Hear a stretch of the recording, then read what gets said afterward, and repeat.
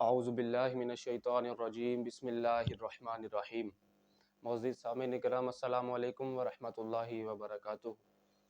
आज एक और वीडियो लेके आपकी खिदमत में हाज़िर हूँ। नाज़रीन, किन चीज़ों से रोज़ा मकरूह हो जाता है, इनके बारे में आज हम जानेंगे। इंतहाई अहम मसाइल रोज़े के मुतल्लक़ वीडियो को आखिर तक देखिएगा।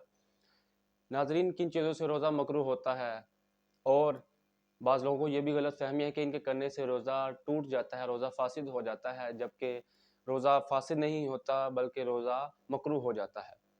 इसमें सबसे पहले आ जाता है कि झूठ, चुगलखोरी, ग़ीबत, किसी को गाली देना, दिल दुखाना, और ये तो आम तौर पर भी बगैर रोज़े के भी करना नाजायज़ व हराम है। और रोज़ा रख के इस तरह के काम करना, झूठ बोलना, चुगलखोरी करना या किसी को गाली देना, दिल दुखाना, तो इससे के करने से रोज़ा मकरूह हो जाता है। अब इसके बाद आ जाता है कि बगैर उज़्र के किसी चीज़ का चखना या चबाना। अब चखना किसे कहते हैं? मसलन किसी औरत का ख़ावंद बड़ा गुस्से वाला है, वो हर खाने में ऐब निकालता है। अब उसके लिए ये होगा कि ज़ुबान पर रख कर उसका जायका दरियाफ़्त करेगी। अलबत्ता हलक से नीचे उतर गया तो रोज़ा फ़ासिद हो गया। ज़ुबान पर रखेगी, और ये भी हमारे यहाँ होता है कि चखने से मुराद के थोड़ा बहुत खा ले तो फिर नहीं, ज़ुबान पर रख कर उसका जायका दरियाफ़्त करेगी। उसके बाद चबाना उसे कहा जाता है कि अगर कोई बच्चा मसलन चबा कर उसे दिया जाता है खाना, और कोई बेरोज़ेदार भी मौजूद नहीं, मसलन हैज़ व निफ़ास वाली औरत भी मौजूद नहीं है, अब उसे चबा कर बच्चे को दिया जाएगा खाना, और अगर वो हलक से नीचे उतर गया तो रोज़ा फ़ासिद हो जाएगा।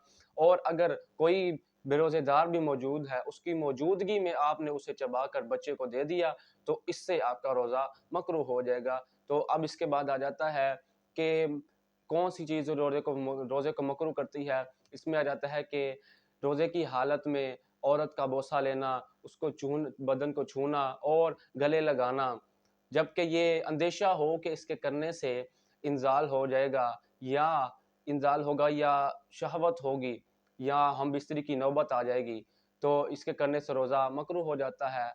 इसके बाद आ जाता है कि रोज़े की हालत में मुँह के अंदर थूक जमा करना, जमा करके उससे निगलना। ये तो रोज़े के बगैर भी एक नापसंदीदा अमल है कि मुँह में थूक जमा करके उसके फिर निगला जाए। ये तो नापसंदीदा अमल है, तो रोज़े की हालत में ये करना, इससे रोज़ा मकरूह हो जाता है। अलबत्ता जो थूक आ रहा है, उसको अंदर लेते जाएँ, इससे रोज़ा मकरूह नहीं होता। जबकि थूक इकट्ठा किया, उससे फिर अंदर निगला, तो इससे रोज़ा मकरूह हो जाता है। इसके बाद आ जाता है कि रोज़े की हालत में कोई ऐसा भारी काम करना कि जिसके करने से ये अंदेशा होगा कि रोज़ा तोड़ने की नौबत आ जाएगी। तो ऐसा काम रोज़े में नहीं करना चाहिए कि जिसके करने से अंदेशा हो कि रोज़ा तोड़ने की नौबत भी आ जाएगी। ऐसा करना भी रोज़े की हालत में मकरूह है।